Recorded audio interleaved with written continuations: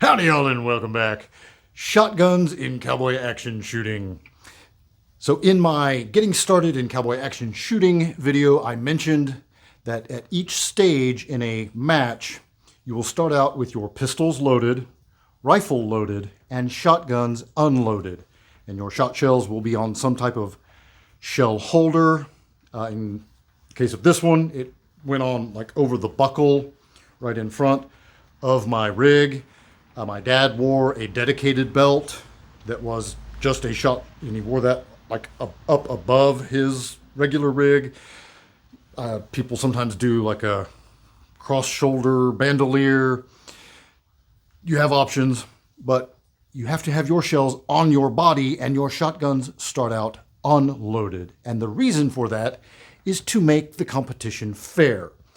The two main shotguns you're going to see in cowboy action shooting are going to be either a side-by-side coach gun or a Winchester 97. There are some weirdos that run 1887 lever action shotguns. It's like a whole art unto itself. They are finicky. I've watched people struggle with them. They're cool as hell when they work, but they're a lot of work. So most everybody's going to be running one of these two general platforms. And with the side-by-sides, you may either have the internal hammer style like this or the old rabbit ear style. And the rabbit ear style is like a tiny bit of a handicap because you have to cock the hammers. But people get super fast on those, and it really doesn't slow them down that much. So obviously, if you were to be able to start out with your magazine tube loaded, that would give the 97 a pretty significant time advantage. Because if you know what you're doing, you can unload one of these really fast. So in a match, you're going to start out with it unloaded. You're going to pull typically two shells. You're going to top load it, shoot, top load, shoot. I'm super out of practice, but you get the idea. And if there's 2 or 4, you proceed. So you may draw 2 more. Depends on how many targets are on that stage, as opposed to with the side-by-side. Again, you're going to start with it open, and it's usually open like this. You'll pick it up. You will draw 2, load them. That should have been kind of one fluid motion, but you're going to shoot, and you're going to have to huck those out. You don't have ejectors. You have an extractor, but you don't have, like, they're not going to launch out on their own, so you can either turn it and dump it that way, or you can huck them back that way, either way, and then draw 2, reload.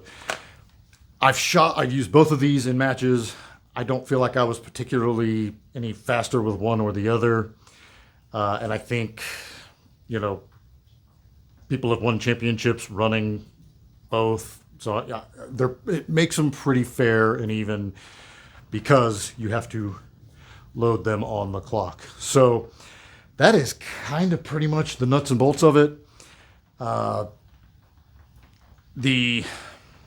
think part of the fun of choosing a 97 is if you can go out and get an original 97, tune it up a little, put some fresh springs in it and stuff, which this was my great-grandfather's old Winchester 97. There's a lot of heart and soul in that, and that's pretty cool, versus this is, modern production made in Brazil. It's not quite as cool, but arguably the side-by-side is just simpler, kind of dummy-proof, dead nuts reliable, and the 97s can be a little finicky. They'll fight you a little bit. Not as much as the 1887, but they can be a little finicky. So I think more and more you see people running the side-by-sides just because they're easier to find, and you can buy a brand new one from a gun store. So, and the clones of the 97s tend to be about as finicky or even worse than an old original one. So all stuff to think about, and a lot of it just comes down to whichever one you like more, and then you put your time in and you practice and you get your reps in, and it all evens out pretty much. Anyway, that pretty much wraps it up for shotguns and cowboy action shooting. Until next time, be easy, y'all.